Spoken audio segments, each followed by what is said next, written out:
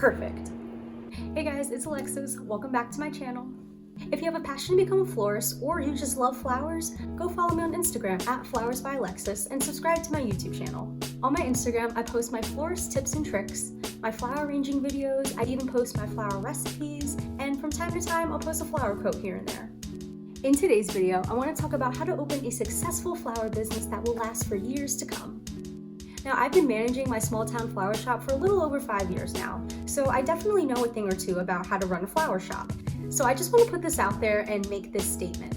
If it's your dream to open up a flower shop that just sells flowers, then I'm sorry to say, but your business will actually fail. Why, you ask? Well, it's actually quite simple. It's because you're only selling flowers.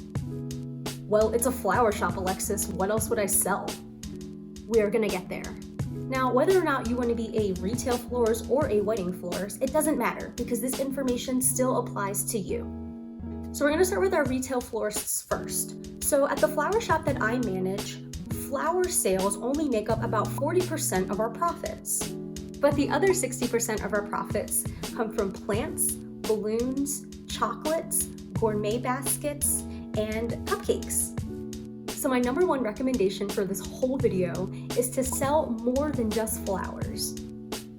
Think of the flower shop more as like a gift shop, a place where customers can come in and get everything that they need for the gift in one store. You know, during quarantine, I kept hearing people say, we're in this together, guys, we're all in it together, we're all going through this together, and like, that was great and all, but like, I kind of think we should take that same attitude and we should kind of take it and use it towards life. And we should like kind of apply that towards our business. Just because we opened a business doesn't necessarily mean that we have to do everything by ourselves. I think people just really get stuck in the whole like frame of just like, then I have this business, like I got to do everything myself. Like I can't ask anyone for help. And that's not true at all. My flower shop that I manage is actually teamed up with a whole bunch of different people throughout the PA area. When we do our gift baskets, we're teamed up with a market. And it's like a small town market, like it's like mom and pop owned. And anytime we want to go get our gift basket stuff, we call them up and we go shopping through them. So I highly recommend that you do that as well. And reach out to maybe some local farmers in your area so you can do like some gift basket making. If you know a good baker, maybe team up with them so you can start selling cupcakes and cookies with your products. So cross businesses any way that you can. Try to get as much help from your community as possible. Now, if you're more of like a studio-based florist that like focuses more on like weddings and events, you're gonna wanna focus on selling rental items. Now, rental items are amazing because you buy them once and you resell them as many times as you can to a whole bunch of different clients so that way you make your money back and then you just keep making your money back over and over and over again as many times as your clients buy the product. Here are some rental items you can start selling to your clients.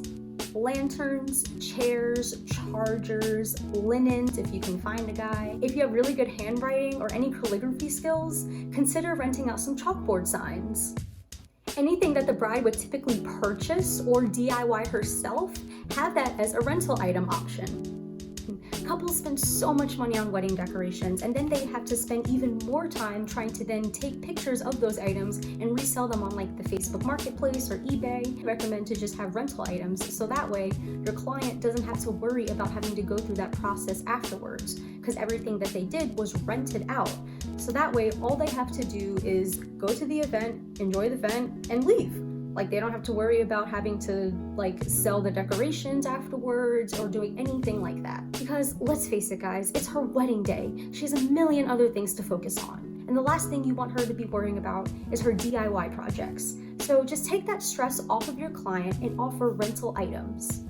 Selling more than just flowers allows your customer to get everything that they need all in one store, making you a convenient one-stop shop. I hope you guys found this video helpful. Don't forget to like, comment, and subscribe to my YouTube channel. Follow me on Instagram if you haven't already, and I will see you all soon with another video. Bye!